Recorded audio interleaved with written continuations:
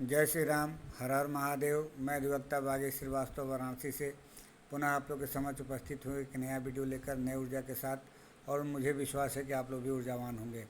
हम लोग चर्चा कर रहे थे भारतीय नागरिक सुरक्षा संहिता 2023 के उपबंधों के विषय में। हमने 9 वीडियो इस विषय पर अपलोड कर दिया अपने यूट्यूब पर, कृपया आप लोग उसको ज़रूर देख लीजिएगा।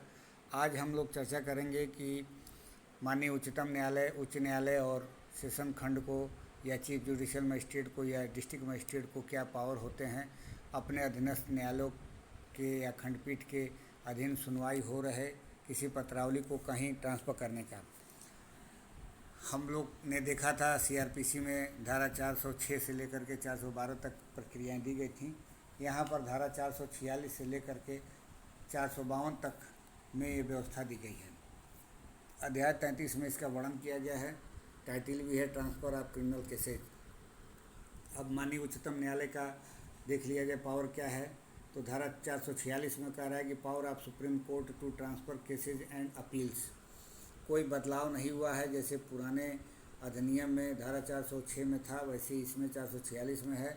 When ever it is made to appear to the supreme court that an order under this section is expedient for the ends of justice, it may direct that any particular case or appeal be transferred from the one high court to another high court, or from a criminal court subordinate to one high court to another criminal court of equal or superior jurisdiction subordinate to another high court।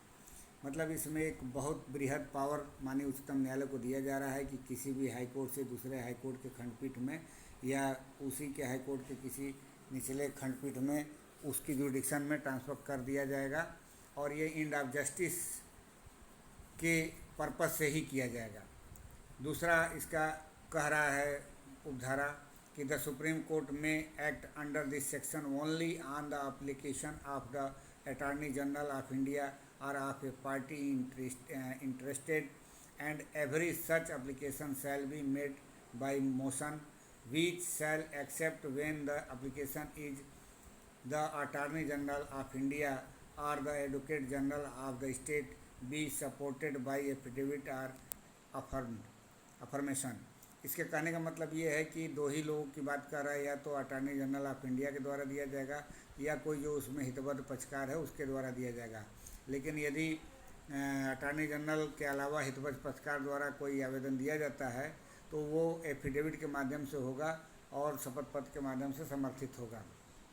तीसरा धारा कह रहा है कि where any application for the exercise of the powers conferred by this section is dismissed, the Supreme Court may, if it is of opinion that the application was frivolous or vexatious, order the applicant to pay by way of compensation to any person who has opposed the application such sum as it may consider appropriate in the circumstances of the case।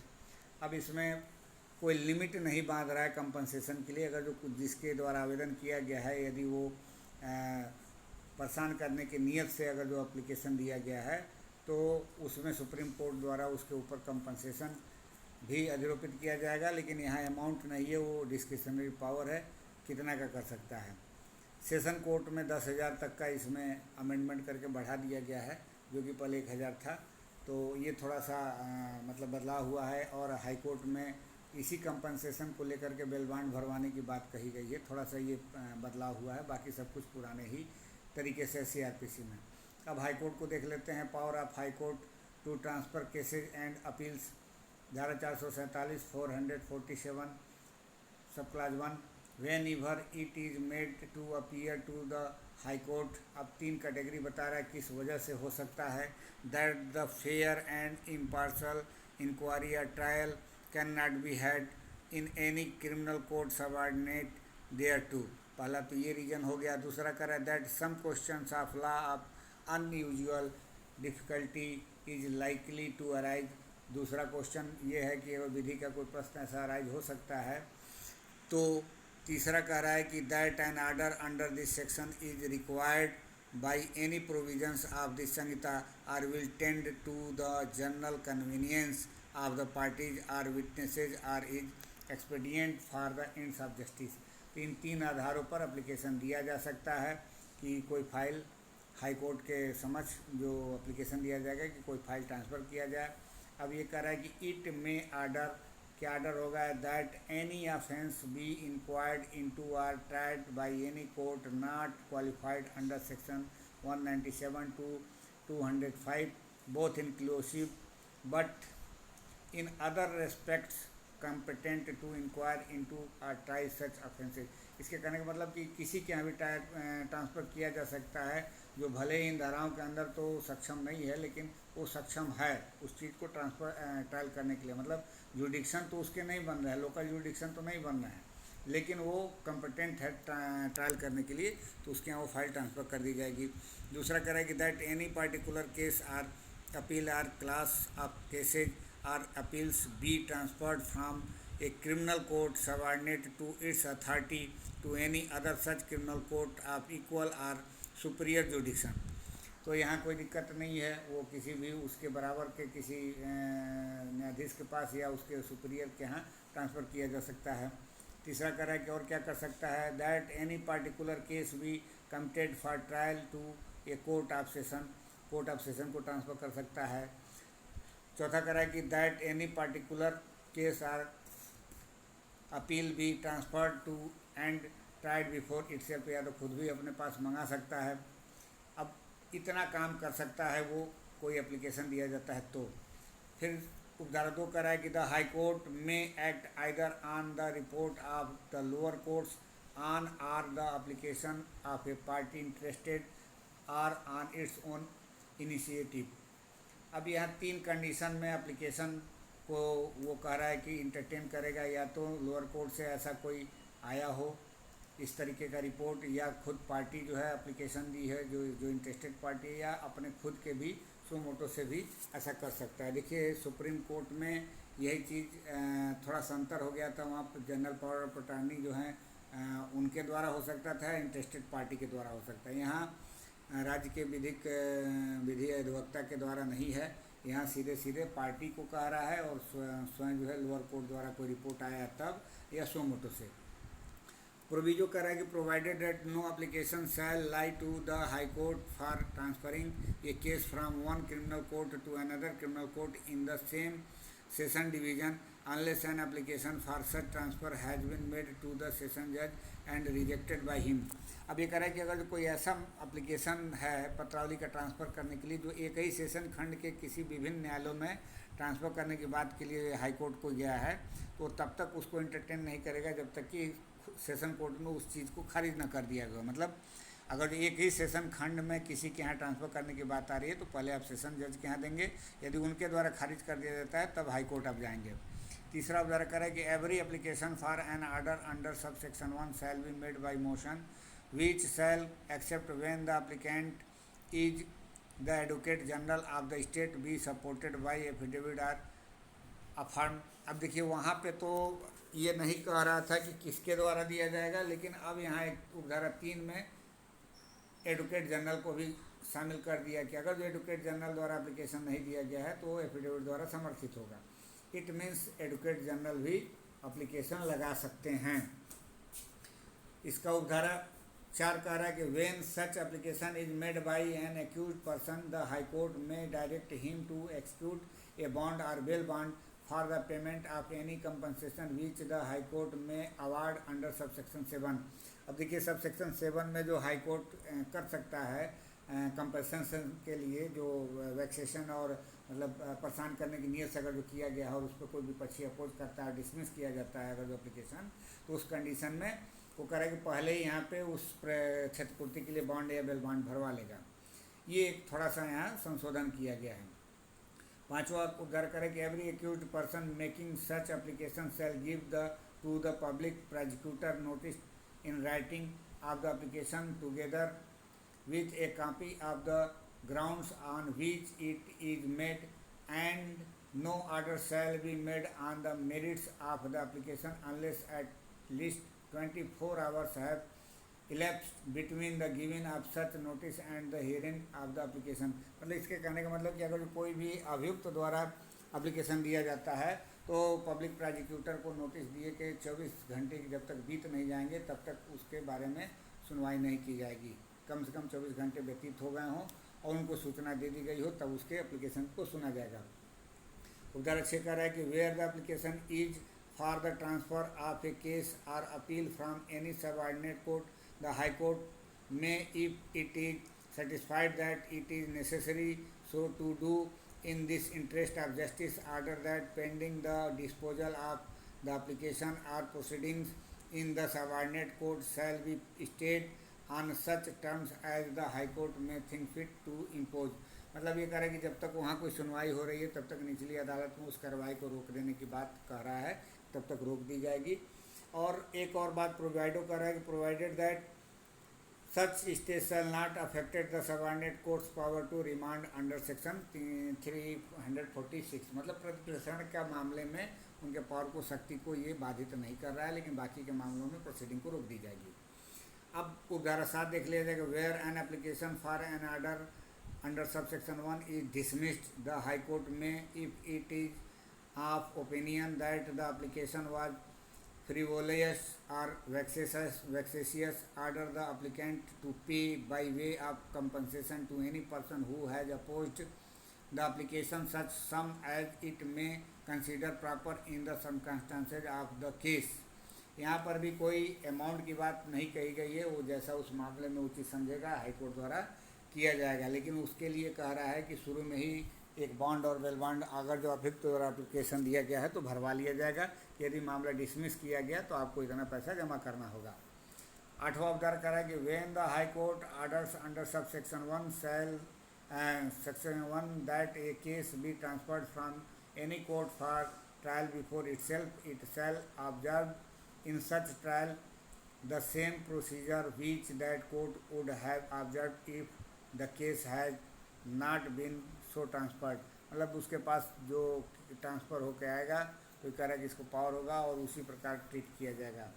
Nothing in this section shall be deemed to affect any order of the government under section 218। अब देखिए यहाँ पे ये कह रहा है कि 218 में कोई ऐसा जो आदेश राज्य सरकार द्वारा दिया जाता है किसी मामले को स्थानांतरित करने के लिए, उसके बारे में करें कि उस पर प्रभावित नहीं करेगा। मतलब ऐसा नहीं है कि उसके किसी हस्तक्षेप करने वाली बात आएगी। मतलब उसको सेविंग क्लाज के रूप में रख रहा है कि इन सब कुछ होने के बावजूद भी यदि राज्य सरकार किसी फाइल को ट्रांसफ़र करना चाह रहा है तो कर सकता है। अब इसमें अब सेशन जज को पावर आ गया 448 में, पावर ऑफ सेशन जज to transfer cases and appeals whenever it is made to appear to a session judge that an order under this subsection is expedient for the ends of justice, he may order that any particular case be transferred from one criminal court to another criminal court in his session division। मतलब वो session जज को सिर्फ अपने ही जुडिक्शन में power है कि अपने न्यायालयों के अधीनस्थ न्यायालयों को किसी एक न्यायालय से दूसरे न्यायालय में ट्रांसफ़र कर सकता है। दूसरा करेगा द सेशन जज may act either on the report of the lower court or on the application of the party interested or on his own initiative. मतलब वो 3 कंडीशन में वो ट्रांसफ़र कर सकता है, या तो लोअर कोर्ट के रिपोर्ट पर, या पार्टी द्वारा कोई एप्लीकेशन दिया गया है, या खुद के ही सुमोटो से कर सकता है। अब तीसरा जो इसका उपधारा है वो इसमें वही जो मैंने बताया है कि जो अमाउंट है यहाँ पे ये बता रहा है कि ये मैक्सिमम 10,000 रुपया तक का एक्सपोज कर सकता है, लगा सकता है जुर्माना, यदि उस तरीके का गलत तरीके से यदि एप्लीकेशन दिया गया परेशान करने के वजह से। तो अब इसमें और सारी उपधाराएं वैसे ही लागू होंगी जो कि एक हाई कोर्ट के मामले में ये लागू होता था। तो यहाँ पे वही ये बात कह रहा है, the provisions of sub section 3, 4, 5, 6, 7 and 9 of section 447 shall apply in relation to an application to the session judge for an order under subsection 1 as they apply in relation to an application to the high court for an order under subsection 1 of section 447 except that subsection 7 of that section shall so apply as if for the word sum occurring therein the word sum not exceeding 10,000 rupees were substituted। मतलब यहाँ जो हम लोग high court और supreme court के बारे में पढ़े थे कि अमाउंट वहाँ पे कोई फिक्स नहीं है कंपनसेशन का, लेकिन यहाँ पे ये जोड़ करके 10,000 तक का बढ़ा दिया गया है। 10,000 तक कंपनसेशन के रूप में फाइन लगा सकता है पार्टी के ऊपर जिसके द्वारा एप्लीकेशन दिया गया है, गलत तरीके से अगर जो आया है तो। अब एक और इसमें पावर आ रहा है धारा 449 में, withdrawal of cases and appeals bye session जज। A session judge may withdraw any case or appeal from or recall any case or appeal which he has made over to a chief judicial magistrate subordinate to him। Chief judicial magistrate के यहाँ से कोई भी मामले मंगा सकता है, recall कर सकता है, मेक ओवर कर सकता है। दूसरा करार धारा at any time before the trial of the cases or the hearing of the appeal has commenced before the additional session judge। A session judge may recall any case or appeal which he has made over to any additional session judge। Session जज को भी ये कर सकता है। लेकिन एक चीज़ और इसमें देखिए, चूँकि इक्वावेलेंट होता है, अगर जो एक बार उसके यहाँ ट्रांसफ़र कर दी गई है फाइल सेशन जज द्वारा और वो ट्रायल चालू कर दिया है, तो फिर उसके यहाँ से मामला अपने पास नहीं मंगा सकता। यही धारा 3 कह रहा है, वेयर ए सेशन जज withdraw or recall case or appeal under subsection 1 or subsection 2, he may either try the case in his own court or hear the appeal himself or make it over in accordance with the provisions of the Samhita to another court for trial or hearing as the case may be।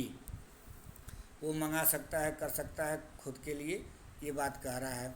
अब judicial magistrate के लिए कह रहा है कि withdrawal of cases of by judicial magistrate, any chief judicial magistrate may withdraw any case from और recall any cases which he has made over to any magistrate subordinate to him and may inquire into or try such case himself or refer it for inquiry or trial to any other such magistrate competent to inquiry into or try the same. तो ये चीज़ यहाँ पे आ गया। अब देखिए, chief judicial magistrate को कोई compensation impose करने का पावर नहीं है। Any judicial magistrate may recall any case made over by him under sub section 2 of section 212 to any other magistrate and may inquire into or try such cases himself. तो यहाँ पे ये हो गया। अब इसके बाद 451 में बता रहा है एग्जीक्यूटिव मजिस्ट्रेट को क्या पावर है डिस्ट्रिक्ट मजिस्ट्रेट के बारे में।